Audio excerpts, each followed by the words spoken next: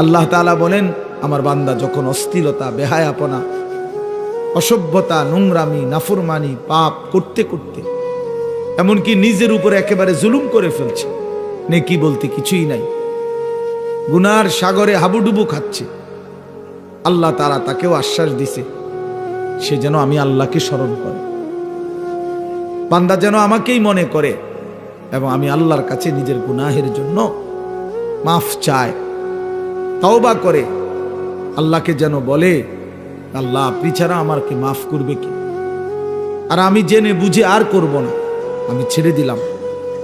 এই তিনটি শর্ত যদি বান্দার কাছ থেকে আল্লাহ পায়, তওবা 3 জিনিসের নাম, পেছনের গুনাহ সমূলে ছেড়ে দেওয়া, কালউমা কান, একদম গোড়া সহ গুনাহ সম্পূর্ণ ছেড়ে দেওয়া, আইয়াজিমা আন লা ইয়াউদা ইলাইহা আবাদান, এ কথার মজবুত সিদ্ধান্ত দেওয়া যে মাওলা এমন নাফরমানি আমি আর করব না, আর আইয়ান্দামা আলাইহা, লজ্জিত আর অনুতপ্ত হয়ে চোখের এক ফোঁটা পানি পেলে আল্লাহ তাআলার কাছে মাফ চাওয়া। বান্দা যদি এই 3 শর্ত পুরা করে, বান্দা যদি বলতে পারে দিল থেকে, আল্লাহ আমি গুনাহ ছেড়ে দিলাম, আর করব না, ওয়াদা দিলাম, আমি লজ্জিত মাওলা, আমি মাফ চাইলাম, আল্লাহর কসম, আল্লাহ বলেন উলাইকা জাযাউহুম মাগফিরাতুম মির রাব্বিহিম, আমিও ওয়াদা দিলাম বান্দা 90 বছরের গুনাহ আমি একসাথে মাফ করে দিলাম।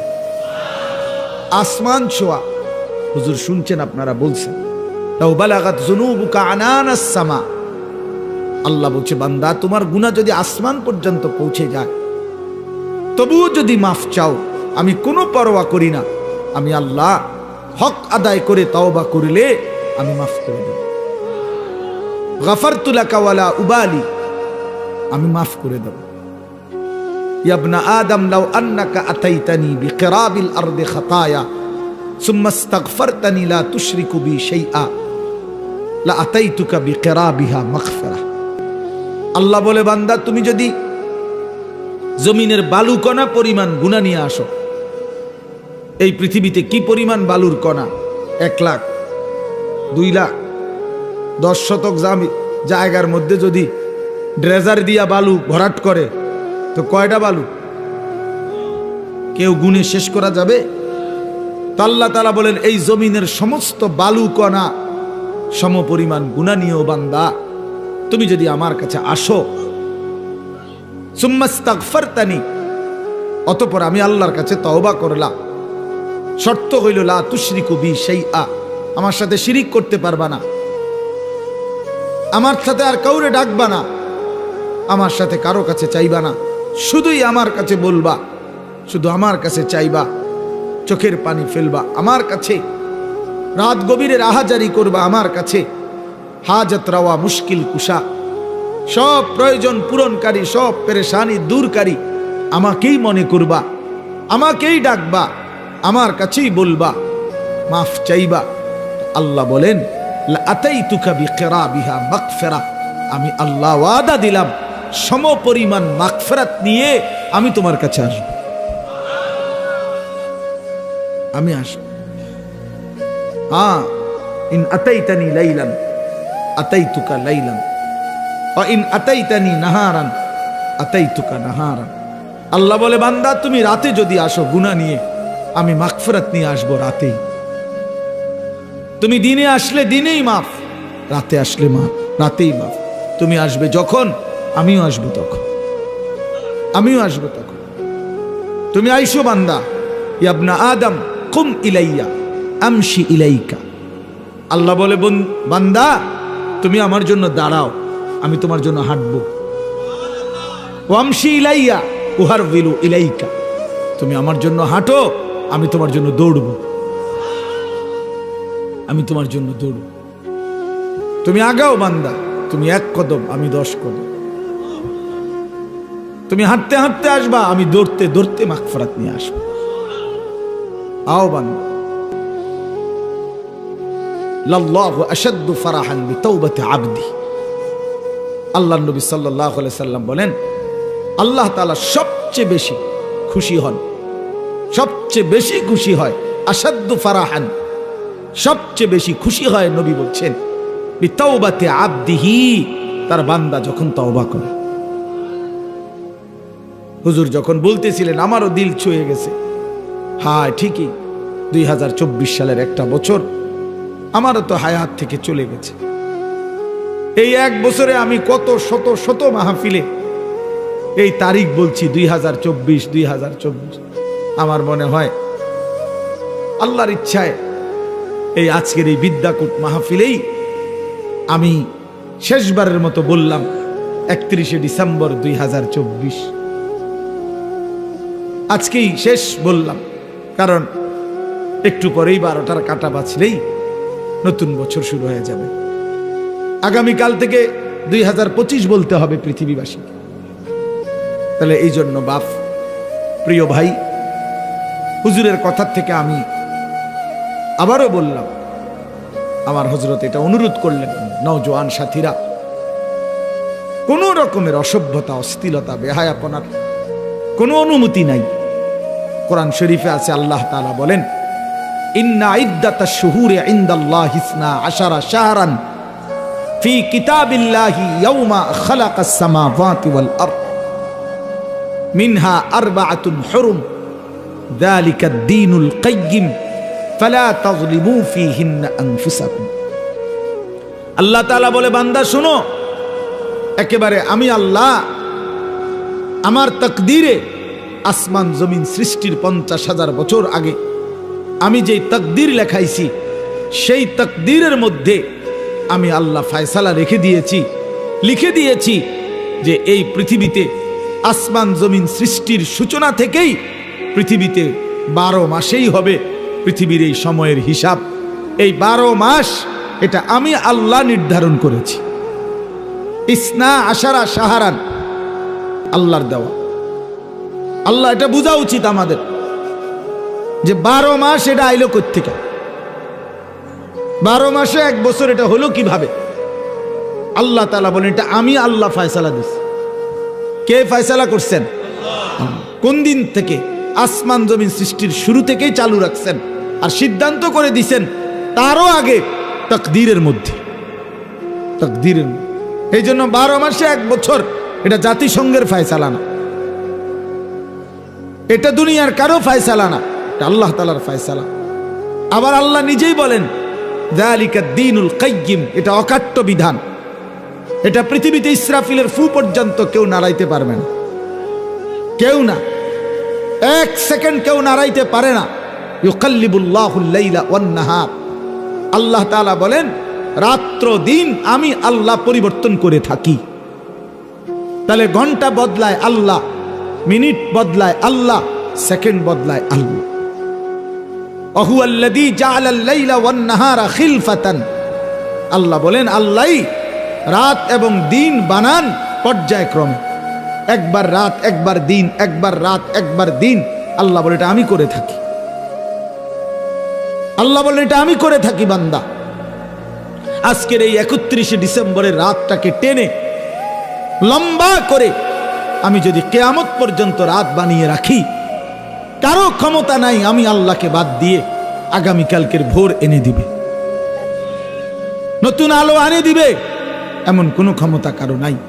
আছে কি ভাইয়া? কুল আরাআইতুম ইন জাআলাল্লাহু আলাইকুমুল লাইলা সারমাদান ইলা ইয়াউমিল কিয়ামাহ মান ইলাহুন গায়রুল্লাহ ইয়াতিকুম বিদিয়াইন। সরাসরি কোরআনের আয়াত। আল্লাহ বলে বান্দা বলো না, আমি যদি আজকের রাতকে টেনে লম্বা করে সারমাদান ইলা ইয়াউমিল কিয়ামা, কিয়ামত দিবস পর্যন্ত দীর্ঘ করে রাখি, রাত বানিয়ে রাখি, মান ইলাহুন গায়রুল্লাহ, আমি আল্লাহকে বাদ দিয়ে কে আছে তোমার, ইয়াতিকুম বিদিয়াইন, যে আগামী কালকের আলো এনে দিবে, ভোর এনে দিবে, কে আছে কেউ? তাহলে আজকের রাত তো আগামী কালকে পরিবর্তন করবে মহান আল্লাহ। তো সেই আল্লাহর নাফরমানি করা, সেই আল্লাহর অবাধ্যতা করা, এটা কিভাবে একজন বিবেকবান, সুস্থ, স্বাভাবিক, কমপক্ষে শেষ 1 ফোঁটা ইমানের রক্ত আছে যার শরীরে, এক পবিত্র মায়ের বুকের দুধ খাইছে যেই মুসলমানের বাচ্চা, সে কিভাবে আল্লাহর দেওয়া রাতে, আল্লাহর দেওয়া দিনে, আল্লাহর দেওয়া বছর, আল্লাহর দেওয়া মাস, আল্লাহর দেওয়া প্রতি সেকেন্ডে সে আল্লাহকে বৃদ্ধাঙ্গুলি দেখায়া আল্লাহর নাফরমানির মাধ্যমে কিভাবে উদযাপন করতে পারে? এটা তো কোনো বিবেকবান ইমানদারের কাজ হইতে পারে না, কোনোভাবেই না, কোনোভাবেই না। এই জন্য 31st নাইট হুজুর যেটা বললেন, এটা স্পষ্ট কথা বাপ, এটা আমাদেরও কথা। নওজোয়ান, তুমি প্রতারিত হইও না, মুসলমানের সন্তান তুমি ধোকা খাইও না। 31st নাইট এই বেঈমানরা শুরু করছে, এই কাফেররা শুরু করছে। আল্লাহর কসম, তাদের তুমি নেটে প্রয়োজনে সার্চ দিয়ে দেখো। এই 31st নাইটের মূল বক্তব্য হলো, খ্রিস্টানদের কাছে দুই মুখী একটা মূর্তি আছে, যে এই মূর্তির দুইটা মুখ, সামনে একটা মুখ, পিছনেরটাও একটা মুখ, এই দুই মুখী দ্বিমুখী একটা মূর্তি। 31শে ডিসেম্বরের শেষ মিনিটে তারা ওই পিছনের মূর্তির মুখের পিছন দিকে দাঁড়াইয়া বলে, হে মহান দেবতা, বিগত 1 বছরের অপরাধ আমরা অনুতপ্ত মার্জনা করো। আর ঘুরে আইসা আবার পরের মিনিটে, নতুন বছরের প্রথম মিনিটে এই সামনের মুখের কাছে আইসা বলে, আগামী 1 বছর হে মহান দেবতা ভালোভাবে রাখো। এই আল্লাহর কসম, এইটা এই দুইমুখী একটি দেবতার কাছে প্রার্থনা করা, এইটাই হলো 31st নাইট।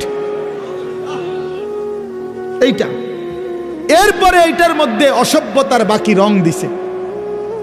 এই গান, বাদ্য, নাচ গান, জিনা, ব্যভিচার, হোটেল, রেস্তোরাঁ, মদের বার, নারী পুরুষের অবাধ মেলামেশা, উলঙ্গপনা, অসভ্যপনা, এগুলো কোনো কুকুর বিড়াল করতে পারে, কোনো জানোয়ার করতে পারে, কোনো ইমানদারের সন্তান করতে পারে না, কোনো মুসলমানের বাচ্চা এটা করতে পারে না, কোনো ইমানদারের সন্তান এটা করতে পারে না। এ তো বেঈমানের আখলাক, এ তো দুশ্চরিত্র, লম্পট। জিনাখোর কখনো পবিত্র হয় না। হারাম সম্পর্ক, বিবাহ বহির্ভূত ছেলে মেয়ের অবৈধ যেই কোনো রকমের সম্পর্ক, এটা তো জিনা, এটা তো ব্যভিচার, ব্যভিচার, ব্যভিচার, ব্যভিচার। এটা অতএব ব্যভিচারিত, ধিক্কৃত, ব্যভিচারিত, ধিক্কৃত কোন জিনাখার, কোন ব্যভিচারী, কোন লম্পট, কোন চরিত্রহীন, সে তো সভ্য, ভদ্র, শিক্ষিত, চরিত্রবান কোনো হতেই পারে না। এই জন্য 31st নাইট যারা উদ্বোধন করে, উদ্বোধনের নাম করে, উদযাপনের নাম করে নাচে, গায়, ফুর্তি করে, এরা অসভ্য, এরা অসভ্য, এরা অসভ্য, এরা চরিত্রহীন, এরা লম্পট, এরা লম্পট, এরা লম্পট ছাড়ার কিচ্ছু না। এরা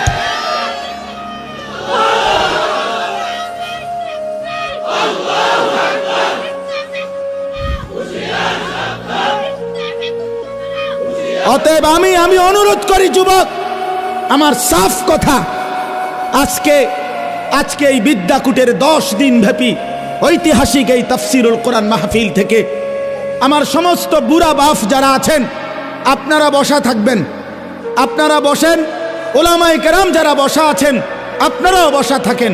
কিন্তু কিশোর, তরুণ, নওজোয়ান, তোমরা যারা এখানে আছো, তোমরা সব দাঁড়ায়া এই বয়স্ক এবং ওলামাদের সামনে ওয়াদা দাও যে 31st নাইটে আমরা থুতু মারি, থুতু মারি, থুতু মারি, থুতু মারি। দাঁড়াও যুবক, দাঁড়াও নওজোয়ান, দাঁড়াও জওয়ান, দাঁড়াও ইমানদার।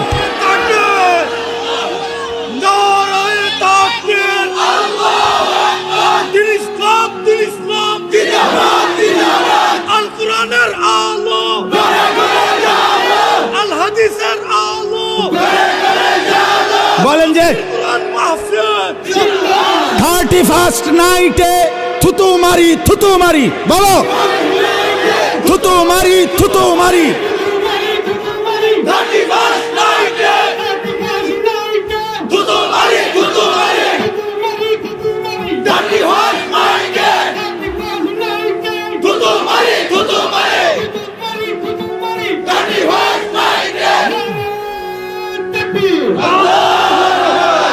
মাশাআল্লাহ, বসো নওজোয়ান, বসো।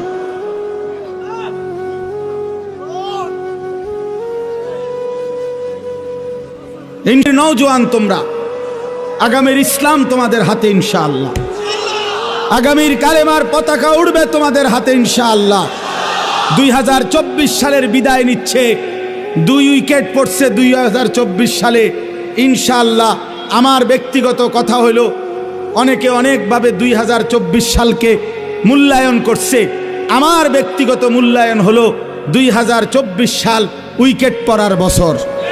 এবছর প্রথম উইকেট পড়ছে 5ই আগস্টের জালেমের পলায়নের মাধ্যমে। এই বছর দ্বিতীয় উইকেট পড়ছে 8ই ডিসেম্বর সিরিয়ার আরেক জালেম বাশার আল আসাদের পতনের মাধ্যমে। অতএব 5ই আগস্টে 1 উইকেট পড়ছে, 8ই ডিসেম্বর আরেক উইকেট পড়ছে। এই জন্য এবছর বোলিং ভালো হয়েছে, কড়া বোলিং হয়েছে এবছর। 24 সাল উইকেট পড়ছে ভালো, ইনশাআল্লাহ আগামীতে আরো উইকেট পড়বে। আগামীর উইকেট ইসরায়েলের ওই কুত্তা প্রধানমন্ত্রী নেতানিয়াহুর উইকেট, ইনশাআল্লাহ ওই উইকেটটাও পড়ে যাবে ইনশাআল্লাহ। ফিলিস্তিনের বিজয় হবে ইনশাআল্লাহ, কালেমার বিজয় হবে ইনশাআল্লাহ।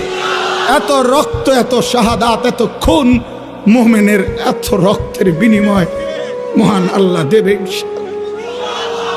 আল্লাহ আছে, এখনো আছে। যে মালিক 5ই আগস্টের জালেমকে পলায়ন করতে বাধ্য করেছে, 8ই ডিসেম্বরের জালেমকে পলায়ন করতে বাধ্য করেছে, সেই মালিক ইসরায়েলের কুত্তাকেও পলায়ন করতে দিবে ইনশাআল্লাহ। গুজরাটের কসাই ইমানদার মুসলমানকে ইন্ডিয়ার জমিনে গুজরাটে হত্যাকারী যেই জালেম, সেই নরেন্দ্র মোদীর উইকেটটাও পড়ে যাবে ইনশাআল্লাহ। ইনশাআল্লাহ মনে রাখো, অচিরেই যুবক মনে রাখো, বাংলাদেশের গলিতে গলিতে, রাস্তার মোড়ে মোড়ে, বাজারে, মার্কেটে, জেলা, উপজেলা, গ্রামে গঞ্জে মাদ্রাসা গড়ে উঠছে। মুসলমানের সন্তান দলে দলে আল্লাহর কোরআন পড়তেছে, হাফেজে কোরআন হইতেছে। সমাজের দিন মজুর একেবারে খেতে খামারে কাজ করে, তারাও তাদের সন্তানকে হাফেজ বানাচ্ছে। সমাজের একেবারে উচ্চ পদস্থ ব্যক্তি যারা, তারাও তাদের সন্তানকে কোরআনের হাফেজ বানাচ্ছে।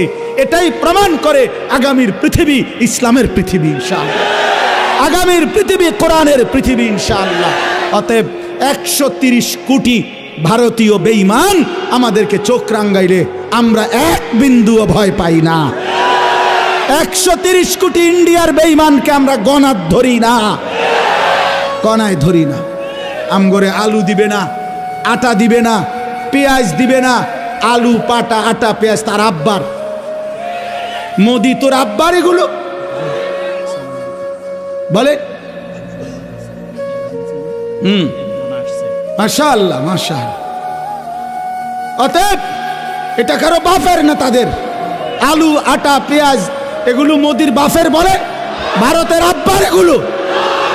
তোদেরকে বেটা 130 কোটি বেঈমানকে যিনি প্রতিদিন চাল, ডাল, আলু, পেঁয়াজ, ভাত, মাছ খাওয়ায়, তিনি তো আমার আল্লাহ বেটা।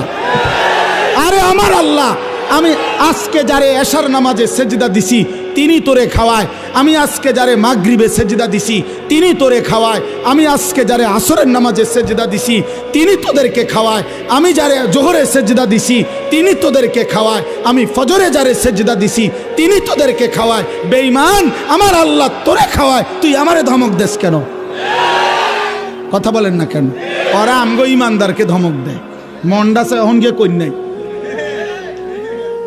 বেড়া, পাগলামি করো। হ্যাঁ, মাটি ছোট হইতে পারে, মাতৃভূমি ছোট হইতে পারে, 56,000 বর্গ মাইলের লাল সবুজের ওই পতাকার মাঝখানের যে লাল, এটা রং না, এটা শহীদের খুন। অতএব রক্তের বিনিময়ে আজাদি, খুনের বিনিময়ে স্বাধীনতা। কি তামাশা! এদেশ, এই জাতি, এই মাতৃভূমির সন্তানরা যে রক্ত দিতে জানে, এটা তো আমাদের মানচিত্রেই আছে, আছে না? আমাদের এই লাল সবুজের পতাকার লাল, এটা তো শহীদের খুন। অতএব কোনো পরোয়া করার কিছু নেই ইনশাআল্লাহ। যুবক মনে রাখো, আরে আনিস কোনোদিন হয়তো থাকবে না, মাওলানা মিজান থাকবে না, ওলামায়ে কেরাম আমরা হয়তো থাকবো না, কিন্তু আগামীর পৃথিবী দেখবে ইনশাআল্লাহ দিল্লির লাল কেল্লাতে কালেমার পতাকা উড়বে ইনশাআল্লাহ। ইনশাআল্লাহ, মনে রাখো ইনশাআল্লাহ, কোনো অসুবিধা নেই। আমরা শহীদ হইলে কোনো সমস্যা নাই। বাংলাদেশে কোনো ষড়যন্ত্র বাস্তবায়ন হবে না। ইসকনের গুন্ডা সন্ত্রাসীদের ষড়যন্ত্র বাংলাদেশে বাস্তবায়ন হবে না। সাদের গুন্ডা, সাদের সন্ত্রাসী এই বাহিনীর দ্বারাও এদেশে দাওয়াত ও তাবলীগের মধ্যে যারা যেই গুন্ডারা ঢুকছে, যেই গুন্ডারা সাদের নাম ধরে ওই ভণ্ড প্রতারক মুনাফিক তার গুন্ডা সন্ত্রাসীরাও এদেশে টিকবে না ইনশাআল্লাহ। দিল্লির সাদ জানে না এটা বাংলাদেশ, এটা বাংলাদেশ, এটা দিল্লি না, সে জানে না এটা। অতএব এদেশের লক্ষ লক্ষ ওলামায়ে কেরাম, তাওহীদি জনতা ইমানদারের কলিজায় খুন দিয়েছে। টঙ্গীর বিশ্ব ইজতেমার পবিত্র জমিনকে রক্তে ভাসাইছে যারা, ওরা গুন্ডা, ওরা সন্ত্রাসী, সাদ ভণ্ড। বলো সাদ ভণ্ড, সাদ ভণ্ড, সাদ ভণ্ড। অতএব সাদের কোনো কার্যক্রম, তার অনুসারীদের কোনো কার্যক্রম বাংলাদেশে হতে দেওয়া হবে না। এদেশ শাহজালালের, শাহপরানের, এদেশ উলামায়ে কেরামের, এদেশ হাটহাজারীর আল্লামা শাহ আহমদ শফি রহমতুল্লাহ আলাইহির নাফরমান এখন হেফাজতে ইসলাম চিনে না, আল্লামা মামুনুল হক চিনে না, আমাদের উলামায়ে কেরামকে চিনে না, মামুনুল হক তার বাপ মামুনুল হককে চিনে না, হেফাজতে ইসলামকে চিনে না। আরে বেটা বেঈমান, এখনো 2013 সালের 5ই মের রক্তের গ্রান শাপলা চত্বরে গিয়া নাক লাগাও, রক্তের গ্রান পাইবা। ওলামায়ে কেরামের পবিত্র তাজা খুনের রক্তের গ্রান লাগবে। এখনো রক্ত শুকায় নাই শাপলা চত্বরে। ওরা মুসলিম লেবাসধারী। আরে কোনো কাফেরে মারলে মুসলমান মেনে নিতাম, যে নেতানিয়াহু মারছে, মুদিয়ে মারছে, ট্রাম্পে মারছে, মনটারে বুঝাইতাম। মুসলিম পরিচয়ধারী সারা দিন মিয়া, সারাটা দিন ইজতেমার মাঠে কাজ করছে যেই মানুষগুলো, এই লক্ষ লক্ষ সারা পৃথিবীর ইমানদারদের জন্য মাঠ তৈরি করে 5 ওয়াক্ত নামাজ পড়ে রাত্রি গভীরে যে মানুষগুলো একটু ঘুমাইছে, ঘুমন্ত ইমানদার মুসলমানকে মুসলিম পরিচয়ধারী কোনো ব্যক্তি কিভাবে হত্যা করতে পারে, কিভাবে রক্ত ঝরাইতে? আরে সাদ তুই কি করলি? ওয়াসিফ তুই কি করলি? করলি কি করলি? তুই ইমানদারের রক্ত ঝরাইলি কেমনে? মুসলমানের রক্ত ঝরাইলা কেমনে? যেই হাফেজ সাহেব তালেবে ইলমদেরকে আল্লাহর কোরআন পড়ায়, ওই হাফেজ সাহেব তো কোরআনের পৃষ্ঠা উল্টায় আঙ্গুল দিয়া, এমন পবিত্র হাফেজ সাহেবের আঙ্গুল কাইটা ফেলে দিছে। এই জন্য আপনারাও সতর্ক থাকবেন, এই ভণ্ড সাদের কোনো অনুসারী যেন নবীনগরের জমিনে না থাকে। সাবধান মুসলমান, কোন ষড়যন্ত্রকারী বাংলাদেশে তার ষড়যন্ত্র বাস্তবায়ন করতে পারবে না ইনশাআল্লাহ। আল্লাহ তাআলা আমাদেরকে তৌফিক দান করে। এই যে যুবকদের এই আশা, ইনশাআল্লাহ আপনাদের এই ব্যাপক উপস্থিতি প্রমাণ করে আল্লাহর কোরআনের জন্য এই জাতি প্রস্তুত আছে ইনশাআল্লাহ, দ্বীনের জন্য প্রস্তুত আছে ইনশাআল্লাহ। আল্লাহ তাআলা উলামায়ে কেরামের আহ্বানে আল্লাহর দ্বীনের জন্য আপনারা লড়বেন তো ইনশাআল্লাহ? হাত তুলে বলেন ইনশাআল্লাহ। লড়বেন তো ইনশাআল্লাহ? উলামায়ে কেরামের তত্ত্বাবধানে থাকবেন তো ইনশাআল্লাহ? আল্লাহ তৌফিক দান করেন, আল্লাহ কবুল করেন। দাওয়াতের কাজ উলামায়ে কেরামের তত্ত্বাবধানে চলবে, তাবলীগের কাজ, তালিমের কাজ, তাজকিয়ার কাজ, জিহাদের কাজ, ইসলামের কাজ, দ্বীনের কাজ উলামায়ে কেরামকে বাদ দিয়ে করা যাবে না। করলে হুঁচট খাবেন, করলে পিছলা খাবেন, করলে ক্ষতিগ্রস্ত হবেন, করলে দুশ্মনের খপ্পরে পড়ে আখিরাত বরবাদ করবেন। যেন অনুরোধ করলাম আল্লাহ তাআলা আমাদেরকে সচ্চা ঈমান দান করেন, আমাদেরকে ঈমানের মজবুতি দান করেন। ভাই বললেন মাশাআল্লাহ, আমার হুজুর বলছেন এতক্ষণ তওবার কথা, ফিরে আসার কথা। তো এক যুবক, এক ভাই যোগাযোগ করছে, সে তার জিন্দেগি পাল্টাইতে চায়। আমি তো হুজুর আলহামদুলিল্লাহ প্রতিনিয়ত অসংখ্য যুবকের চিঠি আমার কাছে আসে, চিঠি দেয়, কাগজে লিখে, মোবাইলে মেসেজ পাঠায়, আমার ঘনিষ্ঠ সাথীদের কাছে জানায়। আলহামদুলিল্লাহ প্রতিদিন বিশ্বাস করেন বাংলাদেশের যুবক ছেলেরা আল্লাহর দিকে ফিরতেছে, গুনাহ ছেড়ে দিচ্ছে ইনশাআল্লাহ। গুনায় মজা নাই, নারীর ছবি দেখতে দেখতে আর সুখ নাই, উলঙ্গ দৃশ্য দেখতে দেখতে আর সুখ নাই। অসংখ্য যুবকের চেহারা, সুরত, শরীর, যৌবন, শারীরিক ক্ষমতা, যৌবনের ক্ষমতা সব নষ্ট করে ফেলছে, সব চরিত্রহীন হইয়া বরবাদ করে দিছে। আজ দুদু অন্ধকার ছাড়া, মরিচিকা ছাড়া আর কিছুই দেখে না।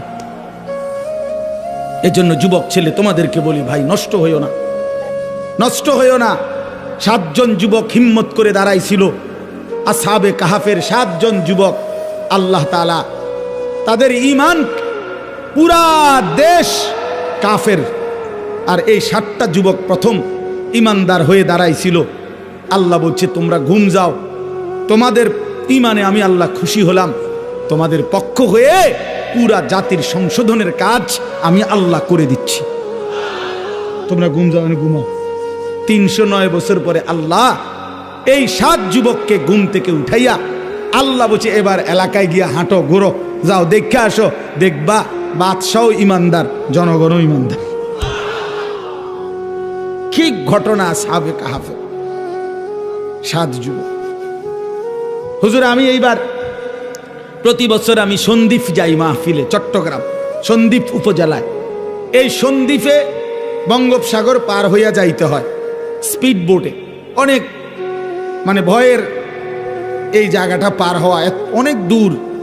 তো প্রতি বছরই আমরা যাওয়ার চেষ্টা করি, বাংলাদেশের সব ওলামায়ে কেরাম যায় সন্দ্বীপে। বড় বড় বুজুর্গ, আমাদের শায়েখে সন্দ্বীপি ইদ্রিস সন্দ্বীপি রাহমাতুল্লাহর মতো মহান বুজুর্গ সন্দ্বীপের। তো এই বছর, গত বছর 2023 সালের অক্টোবর নভেম্বর মাসে, এই একটা কারগুজারি শুনেন, অক্টোবর নভেম্বর মাসে 4টা কলেজের ছেলে, ওরা আপনার প্রতিদিন ফজরের নামাজ জামাতে পড়ে, তো পইরা সাগরের পারে হাঁটে। একদিন তারা গত বছর নিজেদের মধ্যে বলতেছে, যাচ্ছা আমরা যে প্রতিদিন ফজর পড়ি, হাঁটি, তো আমরা একটা কাজ করি, চলো না হাইটা আমরা এই সকাল টাইমটা আমাদের বন্ধুদেরকে ফজরের নামাজের জন্য উঠাই, ফজর ক্যাম্পেইন, ফজরের জন্য গণসংযোগ করি, চলো। এই কথা নিয়ত করে 4 বন্ধু কি করবে, কার কাছে যাবে, একটা খসড়া পরিকল্পনার জন্য একটা কাগজ খুঁজছি, আর এই যে লেখি আমরা লোক অহনি, অন কাগজ নাই তাদের, এই মুহূর্তের লগে সাথে কাগজ ছিল না। তো এই ছেলেটা বলতেছে, কয় হুজুর সিগারেটের একটা প্যাকেট সাগরের পার থেকে খুঁজে নিছি, নিয়ে সিগারেটের প্যাকেটের ওই ভিতরের অংশটা সাদা না, কয় এইটাত বইয়ে লিখছি, লেখা ঠিক করে আমরা কোথায় কোথায় যাব, কেমনে কেমনে করব। কয় এই শুরু করলাম কাজ, ফজর ক্যাম্পেইন, মানে ফজরের জন্য গণসংযোগ করা। এরপরে আলহামদুলিল্লাহ দেখেন, এই বছর 19শে নভেম্বর আমি এরকম, এটার মতো হবে, আরো বড় হবে প্যান্ডেল, ওই সন্দ্বীপের সবচেয়ে বড় মাদ্রাসা, যিনি পুরা সন্দ্বীপ উপজেলা ইত্তেহাদুল ওলামার সভাপতি, মুরব্বী হুজুরের মাদ্রাসার মাহফিল। ওরা আমারে বলছে আগে যে হুজুর রাত্রে যেখানে মাহফিল হবে সেখানে ফজরের পরে ওই প্যান্ডেলে আমাদের মাহফিল, মানে ওদের আলাদা। আমি ঠিক আছে, আমি যেহেতু রাতে থাকবো, তোমগো ফজরের পরে অসুবিধা নাই, আমি আসি। সকালবেলা ফজরের নামাজের পরে এরা আসতে শুরু করছে, পোলাফাই মনে আধা ঘন্টার ভিতরে পুরাটা মাঠ পূর্ণ হয়ে গেছে, সব কিশোর তরুণ যুবক। আল্লাহর কসম দাঁড়াইয়া ওরা, এই ছেলে বলতেছে হুজুর আমাদের এই 1 বছরের মেহনতে আমরা এই 4-5 জন যুবক শুরু করছিলাম ফজরের জন্য ডাকা। আল্লাহর দয়া 1 বছরে 4,500 ছেলে লিস্টি করা আমাদের প্রতিদিন ফজরের নামাজ জামাতে। কি করতে পারে যুবক? যুবক চাইলেই সমাজের প্রত্যেকের হাতে হাতে মদের বোতলও তুলে দিতে পারে, যুবক চাইলে প্রত্যেকের হাতে হাতে নামাজের মুসল্লাও তুলে দিতে পারে। যুবককে আল্লাহ শক্তি দিছেন, আল্লাহ তো শক্তি দিছেনই কাজ নেওয়ার জন্য, না তো শক্তি কেন দিলেন?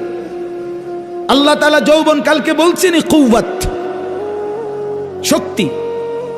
আল্লাহুল্লাযী খালাকাকুম মিন দুফিন, আল্লাহ বলছে তোমাদেরকে আমি সৃষ্টি করেছি দুফ, দুর্বল অবস্থায়, তার মানে শিশুকাল। সুম্মা জাআলা মিন বাদি দুফিন কুওয়াতান, অতঃপর সেই দুর্বলতার পরে আমি তোমাদেরকে দিলাম শক্তি, মানে যৌবন। সুম্মা জাআলা মিন বা'দি কুওয়াতিন দু'ফান ওয়া শাইবা, পুনরায় আবার সেই শক্তির থেকে আবার ফিরিয়ে দিলাম দুর্বলতা এবং বার্ধক্য। তাহলে বোঝা গেল শিশুকালও দুর্বল, বৃদ্ধকালও দুর্বল, তাহলে শক্তি কখন? আল্লাহ কোরআনে বলছে। এই জন্য অনেক নওজোয়ান, আমি তোমাদের জন্য দিল থেকে দোয়া করি বন্ধু, রাত এই গভীরে আমরা প্রত্যেকেই এই 10 দিন ব্যাপী ঐতিহাসিক এই তাফসীরুল কোরআন মাহফিলে তোমরা নিজেকে পরিবর্তনের সিদ্ধান্ত নাও। ঠকবা না ইনশাআল্লাহ। আল্লাহকে সেজদা দিয়ে কেউ ঠকে না, প্রিয় নবী সাল্লাল্লাহু আলাইহি সাল্লামকে অনুসরণ করে কেউ ঠকে না। আল্লাহ তাকে দামি বানায় দুনিয়াতেও আখিরাতেও। আখিরাতেও কোনো পাপী, কোনো চরিত্রহীন, কোনো লম্পট, কোনো দুশ্চরিত্র বন্ধু সে মানুষের কাছে ঘৃণিত হয়, ঘৃণিত হয়। তোমরা যারা 5 ওয়াক্ত নামাজ পড়ো না, তোমরা লজ্জিত ঘৃণিতই হবা ভাইয়া। আল্লাহ তাআলা আমাদের সন্তানদেরকে বুঝার তৌফিক দান করেন।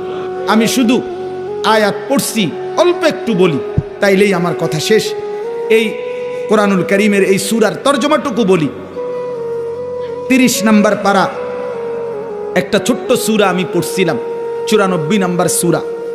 এটা আমার বলার উদ্দেশ্য আছে, এই পড়ার উদ্দেশ্যটা হইল এটার মধ্যে আমাদের প্রিয় নবী সাল্লাল্লাহু আলাইহি সাল্লামকে সরাসরি আল্লাহ তাআলা সম্বোধন করে নবীজি সাল্লাল্লাহু আলাইহি সাল্লামকে কিছু কথা বলেছেন এবং নবীজির মর্যাদা, সান্ত্বনা, ইজ্জত, আজমত আল্লাহ তাআলা তুলে ধরেছেন।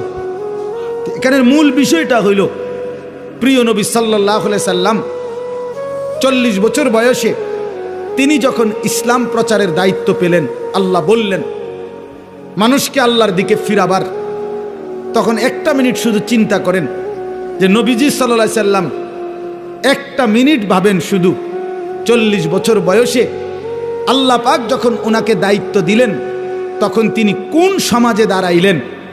1 নম্বর কথা হলো আল্লাহ তাআলা তাকে যেই জিম্মাদারি দিলেন এই দায়িত্ব পালনের জন্য এই মুহূর্তে তার সাথে একজন সহযোগিতাকারী কেউ নাই। প্রথম দিন কল্পনা করেন যে কেউ নাই, উনি একাই। আচ্ছা, 2 নাম্বার, সমাজের ডান দিক থেকে বাম দিকে, উত্তর দিক থেকে পূর্ব, দক্ষিণ দিকে, পূর্ব থেকে পশ্চিম দিকে, অর্থাৎ এই সমাজের নবীর সমাজটা একটা জায়গায় তাকাইলে কোথাও কোনো আলো নাই। কোথাও কি নাই? মানে এই আলো না, ইনসানিয়াত, মনুষ্যত্ব বলতে, মানবতা বলতে কিচ্ছু নেই। আল্লাহ চেনে না, আখেরাত চেনে না, ইবাদত বুঝে না, মৃত্যু কি জানে না, কবর কি বুঝে না, আখেরাত বলতে কিছুই জানে না। পৃথিবীর সমস্ত অপরাধ এক কথায় যা হইতে পারে তার সব কিছু তারা তখন করতেছে, ঠিক কি না? চুরি, ডাকাতি, জিনা, ব্যভিচার, মদ, জুয়া, সুদ, ঘুষ, ধর্ষণ, নির্যাতন, লুণ্ঠন, ছিনতাই, রাহাজানি, মূর্তি পূজা, শিরিক, কুফর, সব কিছু 16 আনা। এখন এই অবস্থায় একটি গোটা পৃথিবীর মানুষকে সংশোধনের জন্য একজন রাসূলকে দায়িত্ব দেওয়া হইল। উনি যদি 1 মিনিট চিন্তা করে, হায় আল্লাহ, কোন দিক দিয়ে শুরু করবো, কেমনে শুরু করবো, বুঝামু কেমনে, কারে কমু কিতা, যে এই পরিমাণ সদর বদর এটি বাইল করবো কেমনে আমি, ঠিক না কথাটা? চিন্তা করলে কি পরিমাণ অন্ধকার। আমরা ইতিহাসের বইতে বলছি যে 3W ছিল আরবের মানুষদের নিত্যদিনের অভ্যাস। 3টা W, ইংরেজি W আর কি, একটা অক্ষর আছে না ইংরেজিতে, একটা হলো ওয়ার মানে যুদ্ধ, মারামারি, 2 ওমেন নারী, 3 ওয়াইন মানে মদ। যুদ্ধ, নারী, মদ, এই 3 জিনিস ছিল তাদের নিত্যদিনের কাজ। মারামারি, হানাহানি, মদের আড্ডা, জুয়ার আড্ডা, নারীর আড্ডা, এই ছিল জীবন। আপনি আশ্চর্য হবেন, আমি নিজে পড়ছি এবং হুজুর মাজা খাসিরাল আলামু বিইনহিতাতিল মুসলিমিন, যে বইটা মুসলিম উম্মার পতনে বিশ্বের কি ক্ষতি হলো, সৈয়দ আবুল হাসান আলী নদভী রাহমাতুল্লাহ লিখিত সেই পৃথিবী বিখ্যাত বই। ওলামায়ে কেরামের অক্ষরে অক্ষরে বর্তমান যুগ চাহিদা অনুপাতে আমি নওজোয়ান আলেম যারা আছেন আপনাদেরকে অনুরোধ করলাম এই বইটা পড়েন, একেবারে লাইনে লাইনে পড়েন। আল্লামা আবু তাহের মিসবাহ দামাত বারাকাতুম আদিব সাহেব হুজুর অনুবাদ করছে। এটা পড়েন, ফায়দা হবে। 1450 বছরের ইতিহাস বুঝবেন।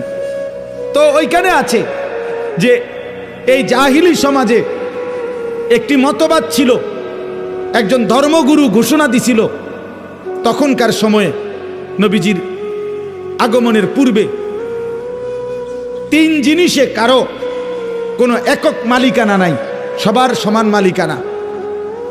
3টা জিনিসের মধ্যে, 1 আগুন, আগুন সবার মালিকানা, 2 পানি, 3 নারী। নাউযুবিল্লাহ, কথা বুঝেন নাই? আগুন, পানি, নারী, কারো একক অধিকার নাই। নারী যেখানেই থাকুক, যার কার এটা কোনো কথা নাই, যার যেখানে ইচ্ছা উপভোগ করবে, তার কোনো ব্যক্তি স্বাধীনতা, ব্যক্তি পরিচয় বলতে কিছু নেই। এত জঘন্য ছিল সমাজ, এত নিকৃষ্ট ছিল সমাজ। সেই সমাজটাকে পরিবর্তন করার জন্য আল্লাহ তাআলা নবী সাল্লাল্লাহু আলাইহি সাল্লামকে বলছেন। আপনি চিন্তা করে দেখেন কত বড় ভারী দায়িত্ব। আমার যদি বলে যে এই বাংলাদেশের অথবা আমার ইউনিয়নের সবডি মদখোর, ফুট্টাখোর, বাবাখোর, ডাইলখোর, ইয়াবাখোর, এগুলারে ঠিক করা, তো আমার জান শেষ। এরপরে তো সুদখোর, ঘুষখোর রয়েছে আলাদাই, বাকি সিটার বাটফার তো আলাদাই আছে। শুধু বাবাখোর ঠিক করতে গেলে তো আমি দাদাখোর হয়ে যাব, আমার হায়াত শেষ হয়ে যাবে। তাইলে রাসূলুল্লাহ কথাটা খেয়ে আমি একবারে বললে ফেলবো অর্থ, শুধু প্রেক্ষাপটটা বলতেছি। নবী সাল্লাল্লাহু আলাইহি সাল্লামকে তাইলে আল্লাহ তাআলা কত বড় ভারী জিম্মাদারি দিছে। শুধু আরব না, নবীজি শুধু আরবের না, গোটা পৃথিবীর সংশোধন। আল্লাহু আকবার, গোটা পৃথিবীর সংশোধনের দায়িত্ব আল্লাহ দিছেন। আচ্ছা, এই তো একটা বিষয়। তাহলে কাজটা অনেক ভারী ছিল কিনা, যথেষ্ট পেরেশানির বিষয় ছিল কিনা? কি হবে, মনে হয় যেন একটা মহাসাগরের মাঝখানে ওনারে দাঁড় করাই দিছে যে এইবার আপনি এই সাগর পাড়ি দেন। আচ্ছা, কিভাবে? নৌকা নাই, বাহন নাই, জাহাজ নাই, অর্থাৎ কেউ নাই মনে হয় যেন, এরকম ভাবে। আচ্ছা, 2 নাম্বার, একে তো দায়িত্ব দিছে, কঠিন দায়িত্ব বোঝা। এবার আল্লাহ তাআলা বলছেন আরেকটা কথা, ফাস্তাকিম কামা উমিরতা। বন্ধু সাবধান, আপনাকে যেই আদেশ করা হয়েছে, যেই দায়িত্ব মানুষের সংশোধন, আমার বান্দাদের পরিবর্তন, এটার থেকে এক সুতা, এক চুল আপনি কিন্তু নড়বেন না। ফাস্তাকিম, মজবুত থাকেন, অটল থাকেন, অবিচল থাকেন, সুখে থাকেন আর দুঃখে থাকেন, জুলুম করুক, অত্যাচার করুক, নির্যাতন করুক আর বিদ্রুপ করুক, পাথর মারুক আর উটের নারী ভুড়ি চাপায় দোক, আপনারে পাথর মারুক আর যাই করুক, আপনার পেটে ভাত থাকুক কিংবা না থাকুক, আপনার সাহাবীদেরকে অত্যাচার করুক আর শহীদ করুক, ফাস্তাকিম, আপনি কিন্তু এক সুতা, এক চুল নড়বেন না। আপনার কাজ, আপনার দায়িত্ব, আপনার জিম্মাদারি আপনি আদায় করবেন। তাহলে এবার 2টা বিষয়, এক, দায়িত্বটা অনেক ভারী, আবার বলছে বাদ দন যাইতো না, সারণ যাইতো না। বিষয়টা কেমন কঠিন হয়ে গেল, কঠিন হয়ে গেল কিনা? রাসূলুল্লাহ সাল্লাল্লাহু আলাইহি সাল্লাম এই পেরেশানি, চিন্তা, উম্মতের ফিকির, সংশোধনের ফিকির, মানুষকে আল্লাহর দিকে ফিরাবার ফিকির, নবীজির অবস্থা হয়েছে যেন এমন যে কোমর বাঁকা যাইতেছে, অর্থাৎ টেনশনে, আমি কি করব, কিভাবে করব? তো আল্লাহ তাআলা বলেন, বন্ধু এই সব কিছুর মোকাবেলায় আপনি শুধু এবার শুনেন, যার আল্লাহ আছে তার তো সবই আছে, তার সবই তো আছে। তা আমি সব ব্যবস্থা করতেছি, আপনারা দায়িত্ব দিয়া, আমি তো আজার না, আমি আপনার জন্য সিস্টেম করতেছি, সবটা আমি সিস্টেম করে দেব। আপনি শুধু মজবুত থাকেন, আপনি শুধু কাজে নামেন, বাকিটা আমি দেখব। তো রাসূলুল্লাহ সাল্লাল্লাহু আলাইহি সাল্লাম সিদ্ধান্ত নিলেন কাজে নামবেন, আল্লাহর দ্বীন প্রচার করবেন মজবুতির সাথে। তো আল্লাহ তাআলা বলেন, এবার আমার কুদরতি ব্যবস্থাপনা আপনার জন্য শুনেন। 1, আলাম নাশরাহ লাকা সাদরাক, আমি আল্লাহ প্রথম আপনার দিল, আপনার কলিজার ভিতরে এলেম, হিকমত, আখলাক, হিম্মত, ইস্তেকামত, সুজাআত, বীরত্ব যা দরকার আল্লাহর দিন পৃথিবীর শেষ প্রান্ত পর্যন্ত পৌঁছাবার জন্য তার সবটা আমি আল্লাহই আপনার সিনাতে দিয়ে দিলাম। এবার নবী মক্কার কুরাইশদের সামনে, হাদিসে আছে, একদিন ঘোষণা দিছে যে মক্কাবাসী, আসমানের ওই সূর্য আমার যদি হাতে দাও, চাঁদটাও যদি আমার হাতে এনে দাও, আর আমারে যদি বলো কালেমার দাওয়াত ছেড়ে দিতে, আল্লাহর কসম মুহাম্মদ এক সেকেন্ড আল্লাহর দ্বীনের দাওয়াত ছাড়বে না। এই কলিজার মধ্যে আল্লাহ এমন ঈমান দিয়েছে, ওয়াল্লাহি লা ওয়াদাতুমুশ শামসা ফি ইয়ামিনি ওয়াল কামারা ফি ইয়াসারি ওয়া আমারতুম আন আতরুকা হাযিহি দাওয়া লান আতরুকাহা হাত্তা উনাফিজাহা আও আমুতা ইলাল্লাহ। হয় জমিনে কালেমা বাস্তবায়ন হবে, নয় আমি শহীদ হয়ে আল্লাহর কাছে ফিরে যাব, কিন্তু মাঝখানে কোনো কম্প্রোমাইজ নাই, মাঝখানে কোনো কিছু নাই, এইরকম মজবুত। তাহলে আল্লাহ তাআলা বলেন, বন্ধু আপনার সিনার মধ্যে যা দরকার ইসলামের জন্য, দিন প্রচারের জন্য, কালেমার প্রচারের জন্য, সমস্ত কিছুর মোকাবেলায় আমি আল্লাহ তা পূর্ণ দিয়ে দিয়েছি। 2, ওয়াদানা আনকা বিজরাক আল্লাযী আনকাদা যাহরাক, যেই টেনশন, যেই চিন্তা, যেই পেরেশানি, যেই অস্থিরতা আপনার বোঝার মতো আপনার কাঁধে চাপছিল, আমি আল্লাহ নিজে আপনার সেই বোঝা, যা আপনার পিঠ নুয়ে দিছিল, কোমর মনে হয় বাঁকা করে দিছিল টেনশনে, অস্থিরতায়, আমি নিজ হাতে তা দূর করে দিয়েছি, আমি নিজ হাতে দূর করে দিয়েছি। আপনি শুরু করছেন, আমি আল্লাহ একজন একজন করে আপনার পক্ষে ইমানদার আনতে থাকছি। প্রতিটা সাহাবী যারা আপনার হাতে কালেমা পড়ছে, এ তো আমি আসমানের ফয়সালা। উলাইকাল্লাযীনা ইমতাহানাল্লাহু কুলুবাহুম লিত্তাকওয়া, আমি পরীক্ষা করে করে সাহাবী পাঠাইছি, অতএব আপনার বোঝা আমি আল্লাহই হালকা করে দিয়েছি। এরপরে আল্লাহ বলেন, আরো অনেক ব্যাখ্যা আছে, আমি শুধু সংক্ষেপে বললাম। এরপরে আল্লাহ বলেন, 3 নাম্বার ব্যবস্থাপনা হইল, আপনারে ওরা বিদ্রুপ করে। এই মানুষগুলো আপনারে কখনো বলে পাগল, কখনো বলে কবি শায়ের, কখনো বলে আপনি আবলাহ, নির্বোধ, আপনাকে জাদুকর বলে, বিভিন্ন কিছু জুলুম অত্যাচার করে, আপনারে বিদ্রুপ করে, আপনাকে লজ্জিত লাঞ্ছিত করে। আল্লাহ বলে, বন্ধু ঘাবড়াবেন না, ওয়ারাফা'না লাকা যিকরাক, গোটা মাখলুকাতের উপরে আমি আল্লাহ আমার পরে আপনার মর্যাদা সবকিছুর ঊর্ধ্বে তুলে দিয়েছি। বাদাজ খুদা বুজুর্গ তুই কিস্সায়ে মুখতাসার, আমি আল্লাহর পরে আপনার মর্যাদা সমস্ত সৃষ্টির উপরে। যেন আল্লাহ মেরাজে নিয়া আরশে আজিমের উপরে দাঁড় করাইয়া আল্লাহ যেন নবীকে বলছে, বন্ধু নিচের দিকে তাকায় দেখেন, আমার গোটা সৃষ্টি আপনার কদমের নিচে, আপনি গোটা মাখলুকাতের ঊর্ধ্বে, আমি আল্লাহর পরে, অতএব এটাই আপনার মর্যাদা। এরপরে আল্লাহ যেন বললেন, বন্ধু ওই আজানে দেখেন আপনার আমার নামের সাথে আপনার নামও বলতেছে, ওই একামতে শুনেন আমার নামের সাথে আপনার নামও বলতেছে, ওই নামাজে শুনেন, ওই দেখেন আমার বান্দা বসে বসে আত্তাহিয়াতু পড়ছে, একটু পরেই খেয়াল করবেন আল্লাহুম্মা সাল্লি আলা মুহাম্মদ, আপনার নামও নিতেছে। ও কবরের দিকে তাকায় দেখেন মুনকার নাকির প্রশ্ন করতেছে আমার বান্দাকে, আমার নামও নিছে, আপনার কথাও জিগাইছে। দেখেন দেখেন দেখেন আপনার কথাও জিজ্ঞাসা করছে। হাসরের ময়দানেও শুনবেন আপনার নাম, জান্নাতেও শুনবেন আপনার নাম। ইদা দুকিরতু জুকিরতা মাই, আমি আলোচিত হলে আপনিও আলোচিত হবেন। আমি আছি তো আপনি বন্ধু আছেন, আমার ইজ্জত সম্মান থাকবে তো আপনার সম্মানও থাকবে। মোহাম্মদ হামেদে হামদে খুদা বাস, খুদা মদহে আফরি মুস্তাফা বাস। আল্লাহর প্রশংসায় মোহাম্মদই যথেষ্ট, মোহাম্মদ সাল্লাল্লাহু আলাইহি সাল্লামের প্রশংসায় আল্লাহই যথেষ্ট। এরপরে আল্লাহ বলেন, ফা ইন্না মাআল উসরি ইউসরা, ইন্না মাআল উসরি ইউসরা।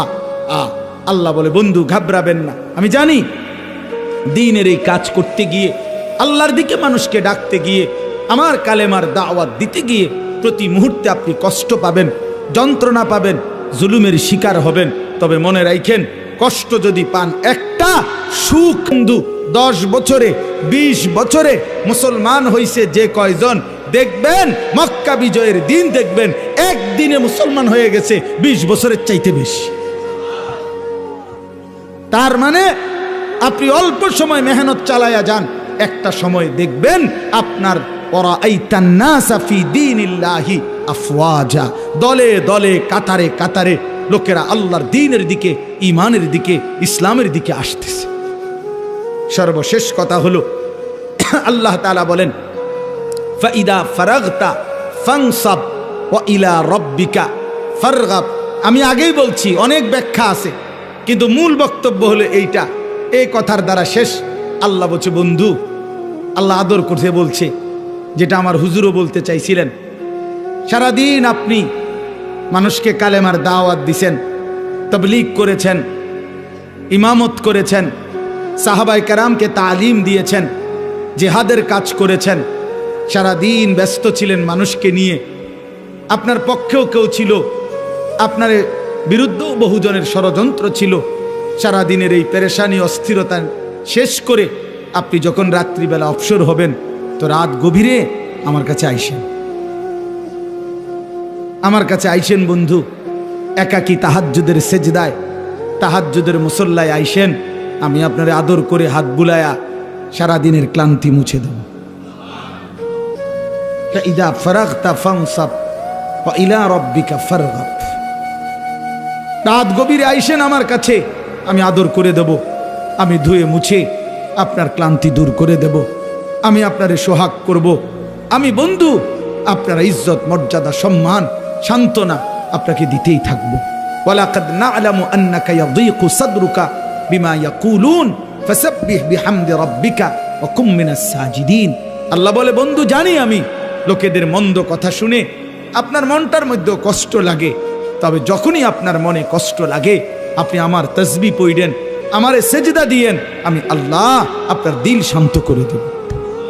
এজন্য রাত গভীরে আবারও ওই কথা আমার হুজুর বলছেন আপনাদের কাছে, শেষ রাত্রের আমল, শেষ রাত্রের কান্না, শেষ রাত্রের রোনাজারি বান্দাকে যেন আল্লাহ তাআলা একান্তই নিজের করে নেয়। নিজের আল্লাহ যেন বলে, বান্দা তুমি একদমই একা, আমি আল্লাহ তোমার সামনে, বলো বান্দা তোমার যা কিছু মনের যত কষ্ট, দুঃখ, বেদনা, যা চাওয়া রাতের অন্ধকারে আমাকে বলো, আমি সব দেব, সব দেব, সব দেব। এই জন্য নবীকে আল্লাহ বলছে, বন্ধু সারাদিনের মেহনত থেকে যখন অবসর হবেন, ফানসাব, এবার আপনি আলাদা রাত্রিবেলা পরিশ্রম করবেন, ইবাদত, দোয়া, জিকির, তেলাওয়াত, তাহাজ্জুদ, কান্নাকাটির জন্য আমার দিকে ফিরবেন, আমি আল্লাহ আপনার সমস্ত ক্লান্তি, পেরেশানি, দুঃখ দূর করে দেব। এজন্য শেষ একটা কথা বলি, তায়েফের ময়দান থেকে নবীজি সাল্লাল্লাহু আলাইহি সাল্লাম যখন রক্তাক্ত হয়ে ফিরে আসছিলেন, তখন যেই রাত্রিবেলা যেই আঙ্গুর খেজুরের বাগানে নবী আশ্রয় নিছিলেন, তো সেদিন রাত্রে রক্ত মাখা শরীর নিয়ে আল্লাহর নবী রাত গভীরে একটা লম্বা দোয়া করছিলেন। হাদিসে এই দোয়াটা আছে, লম্বা দোয়া। নবীজি সারাটা শরীর রক্তাক্ত, পায়ের জুতার সাথে লেগে গেছে জমাট রক্ত। এই অবস্থায় রাত্রি অন্ধকারে নবী গভীর রজনীতে আল্লাহ তাআলার কাছে লম্বা দোয়া করছিলেন, চোখের পানি ফেলে। ওইখানে একটা কথা নবীজি সাল্লাল্লাহু আলাইহি সাল্লাম বলছিলেন যে, আল্লাহ আপনি আমারে ইলা মান তাকিলনি, এই মাওলা আপনি আমারে কার কাছে পাঠাইলেন, কার কাছে পাঠাইলেন? ইলা বাঈদিন ইয়াতাজাহামুনি, আপনি বুঝি আমারে এমন দূরের অপরিচিত মানুষের কাছে পাঠাইলেন যারা আমারে, আমি তাদেরকে আপনার দিকে ডাকলাম, তারা আমারে এভাবে পাথর মারলো। কোন নবীকে বুঝি মানুষ এভাবে মারে? কল্যাণকামীকে মানুষ বুঝি এভাবে মারে? আম ইলা আদুবিন মাল্লাকতাহু আমরি, নাকি আপনি আমার এমন কোন দুশমনের কাছে পাঠাইলেন যার উপরে আমার কোনো ক্ষমতাই ছিল না? আপনি আমারে কার কাছে পাঠাইলেন?